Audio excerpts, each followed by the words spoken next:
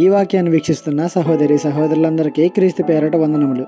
ఈరోజు వాక్యం ద్వారా దేవుడు మనతో చెప్తున్న మాట, నిష్ఫలమైన అంధకార క్రియల్లో పాలువారై ఉండక వాటిని ఖండించుడి. ఎఫెసీయులకు రాసిన పత్రిక 5వ అధ్యాయం 11వ వచనం. ఉపయోగం లేని చీకటి క్రియలలో పాలువారు కావద్దు, అలాంటి వాటిని ఖండించండి అని వాక్యం సెలవిస్తుంది. చీకటి క్రియలు అంటే ఏంటి? చెడుతనం, అసత్యం, అవినీతి. వెలుగు క్రియలకు వ్యతిరేకమే కదా చీకటి క్రియలంటే. వాటికి దూరంగా ఉండాలి, ఉంటూనే వాటిని ఖండించాలి. ఖండిస్తాం, ఖచ్చితంగా ఖండిస్తాం. ఎప్పుడు? సంఘంలో జరిగినప్పుడు, సమాజంలో జరిగినప్పుడు. మరి అవే చీకటి క్రియలు నీ కుటుంబంలో జరిగినప్పుడు ఎందుకు ఖండించడం లేదు? ఒకసారి ఆలోచించు. కుటుంబం అంటే ప్రేమ.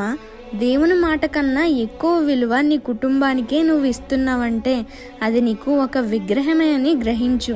చీకటి క్రియలకు దూరంగా ఉండాలి, వాటిని ఖండించాలి. అవి ఎక్కడ జరిగినా సరే. ఇలాంటి విషయాలలో సాతాను చేతిలో కీలు బొమ్మలు కాక దేవుని చేతిలో ఆయుధం వలె ప్రవర్తించండి. ఈ చిన్న సువార్త పరిచర్యలో మీ సహోదరులు. God bless you. ఆమేన్.